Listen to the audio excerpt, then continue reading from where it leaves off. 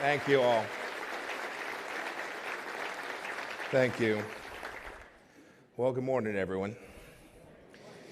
So I've got a prepared speech, and then I got some thoughts, and I'll mix them in this morning.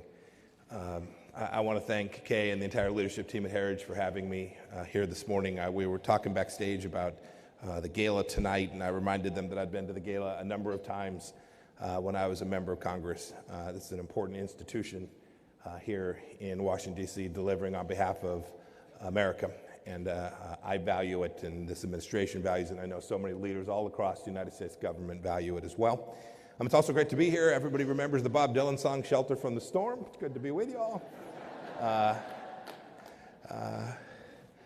And I know there are a bunch of friends here, too, people that I've known an awfully long time who are here with us this morning, too. I want to thank you all for supporting this really important institution. Heritage has indeed schooled many generations of free market believers and free societies. I was a trustee on a think tank back in Kansas called the Kansas Public Policy Institute. We would read Heritage reports all the time to try to make sure we were getting it right and trying to get it right for the state of Kansas in the same way you all here are doing that for Washington. The last time I had the privilege to speak in front of a Heritage audience was in May of last year. I'd been the Secretary of State for a number of days. I was already missing the CIA. It was a much quieter, much less public space. Look, we had just pulled out of the Iran nuclear deal. I'd laid out 12 conditions, including that Iran end its ballistic missile program, release U.S. hostages, stop financing terrorism, radical stuff. Crazy. Stop taking hostages and shooting people in Europe, The Washington Post ran a headline that said, Mike Pompeo gives a silly speech on Iran. The New York Times similarly reported, quote, in a hardline speech, Pompeo criticizes Iran's behavior. That was actually partly true. I was criticizing their behavior. There's much more hardline, and you've seen that. Now, compare that to the headline from the Heritage Org that ran the same day, which says, quote, Pompeo stands up for the Iranian people in a major speech. And in fact, if you go back and look at the remarks, that's what I was attempting to do. And indeed, I say that sets the tone for what I want to talk about today. We were standing up there for the Iranian people. Thank you for getting it right. Thank you for helping me tell the story that sometimes doesn't get told in other places. That was my first speech, my first major speech as the Secretary of State. And as I said, that central idea, that animating principle that we laid out there about doing our best to help the Iranian people be successful, I think has set the stage for the work that I've done what is now in this last year and a half. It also set the stage for the way that we've tried to conduct foreign policy. I've continued to deliver tough messages that recognize a set of basic facts about the way the world is, because we can't achieve good policy unless we recognize the reality of what's going on the ground. It's what Vice President Pence did last week when he and I traveled to Ankara, and I'm sure we'll talk about the situation there when I sit down with Kim. As with Iran, you've probably heard one version of that story, but the story that didn't get told begins with the truth that our administration inherited a mess in Syria. The previous administration had allowed the caliphate to take root not only in Syria, but in western Iraq, approaching the outward parts of Erbil. It was the Trump administration, with the help of the SDF fighters and 70 nations, that built a coalition, something that never gets talked about. The work that we did to build out that team, united around the destruction of the caliphate in Syria and Iraq, was important and effective. Kurdish forces there, the Arab fighters that were part of the SDF were great warriors. We also are mindful that our NATO ally Turkey has legitimate security concerns there. Indeed, the United States has designated the PKK as terrorists for an awfully long time. We take those concerns seriously.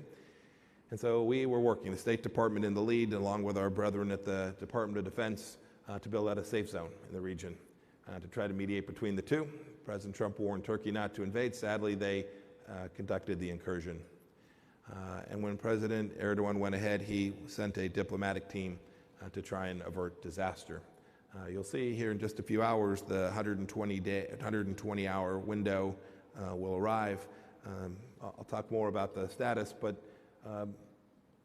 some progress has certainly been made. The truth was that it was not in Turkey's interest as a NATO ally to continue with that incursion. The truth was that our invasion set back our shared fight against ISIS. We think now we're in a better place. The truth was that President Trump was prepared to cause and raise costs for Turkey in the event that they continued their incursion. So the President used America's economic might, our economic power, to avoid a kinetic conflict with a NATO ally. And as President Trump tweeted that very day, there needed to be some tough love in order to get it done.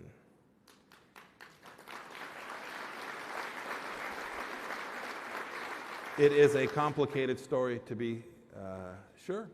The success of the outcome there is not yet fully determined, but it's a microcosm of what we do every day as the Department of State, and I do as America's chief diplomat. My responsibility, for a start, is to help countries see the world for what it is, and there's no shortage of truth to be told.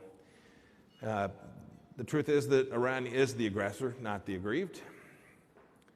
The truth is that China is a strategic competitor at best that uses coercion and corruption as its tools of statecraft.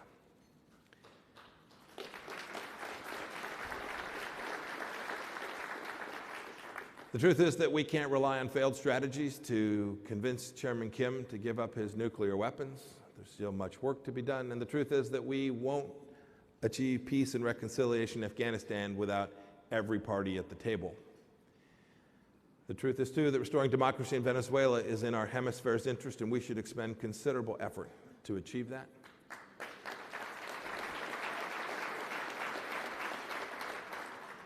And the truth is that every nation has a responsibility to share the burden of these global mission sets to achieve security around the world.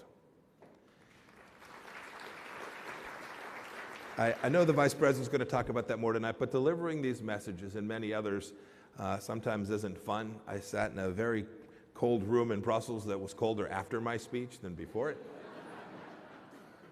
It certainly hasn't made me popular with the talking heads. You can just Google Pompeo and read all about it. But I must say, as I stand before you today, I'm confident that we're succeeding. And we're awakening the world to these very threats that I just outlined and more too. So today I want to just tell a little bit of the story myself. It begins with showing up, like we did last week in Turkey. I've been to some 55 countries now, many of which were passed over by my predecessors. I've been to Latin America 6 times, a place, the Western Hemisphere, that had been too long neglected by senior leaders in our government. I've been to Colombia and Peru, and to Ecuador and Paraguay, and to Brazil. I'll be back down in South America in just a couple of weeks with the President in Chile. I went to Finland in May to bring real truth about what's going on in the Arctic, about Chinese and Russian land grabs and militarization in that region. And I traveled not just to Australia, India, and Thailand to present our vision for a free and open Indo-Pacific, but I also had the opportunity to be the first Secretary of State in history to go to Micronesia. And when there, I talked about the important interests that the Micronesian people have in ensuring that China is something about which they are fully aware. I had the good joy to go to Hungary and Slovakia and to Iceland and to Montenegro, all of which hadn't had a Secretary of State visit in way too long. And then I traveled for the first time as a Secretary of State, because it's the first time it was possible, to travel to North Macedonia, a pro-America stronghold in the Balkans. You know, I guess that the number of Americans that know about this work is few and far between, and that's okay. But the truth is, the story about what the Trump administration is doing needs to be told. That's my job. It's why I'm here today. It's why I travel here domestically, probably more than many secretaries of state have done so too. I think it's important that the American people get a chance to see what it is their taxpayer dollars are being used for by the United States Department of State. But showing up only matters if you're there for a purpose, and that you're willing to tell the truth when it's tough, and that you'll continue to speak to them about things that are hard. It's a lot of fun to go into a meeting and tell them what they want to hear and talk about what great allies you are, and toast and cheer and compliment each other on the important work you're doing together. It's much more important to speak about the things that are difficult, where there are disagreements and truths that need to be told. we've apparently taken over the truth-telling role from the NBA.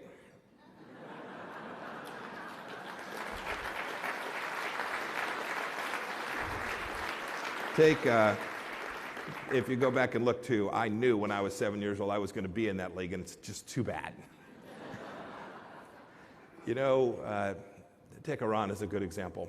I referenced this at the beginning. Ever since I gave that silly speech, the conversation's turned. Hundreds of private companies are on board with our sanctions.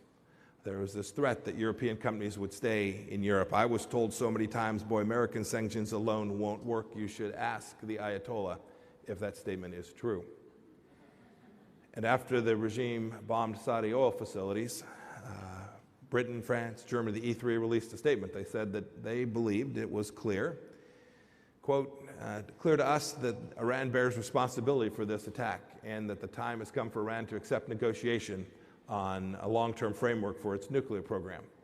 That is a very different position than they were in before American diplomacy began to put pressure on the Islamic Republic of Iran and its corrupt, kleptocratic regime.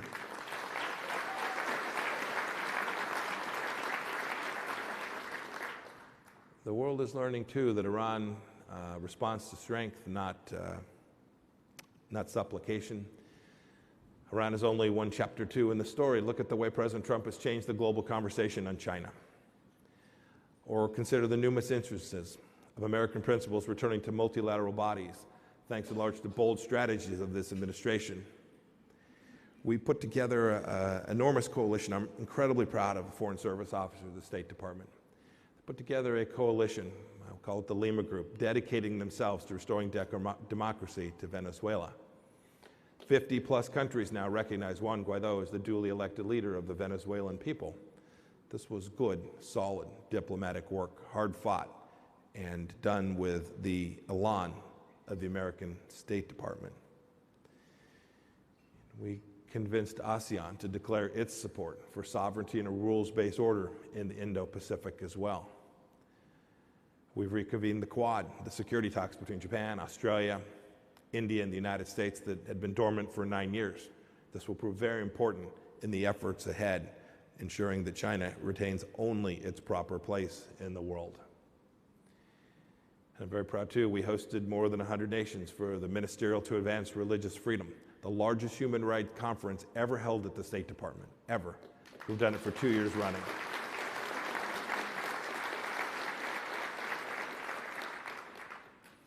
It's underreported. If you Google the Trump administration and human rights, you are unlikely to see MSNBC report on this amazing work that brought leaders from all faiths to Washington, D.C. to talk about the critical nature of the fact that this freedom we have in the United States of America is powerful and important and sets the trajectory for nations all across the world. Just recently, 20 nations joined us at the UN in a letter that claimed that abortion is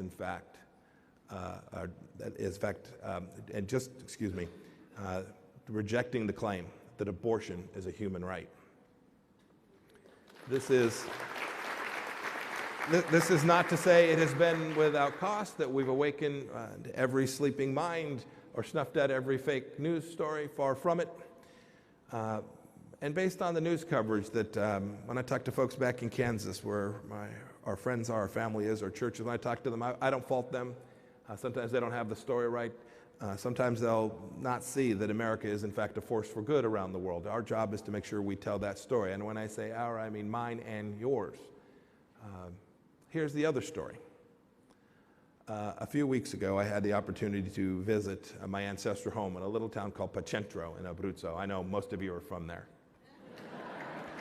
There are about 1,000 people in Pacentro, and there were 1,050 people on the street.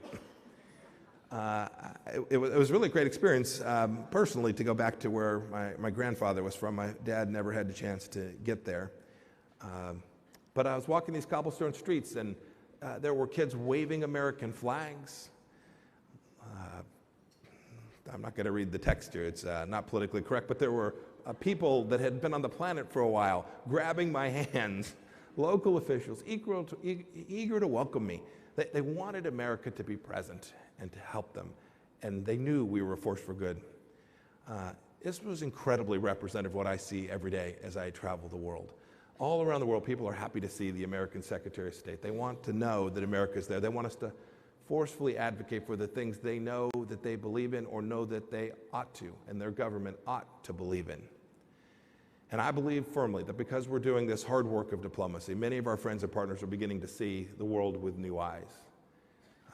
For now, that's the story. I'm confident that our record backs it up and that history will reflect that as well. I wish you all the best of luck. Thank you all for being here with me today, and I look forward to taking some questions. May God bless Heritage, and God bless the United States of America.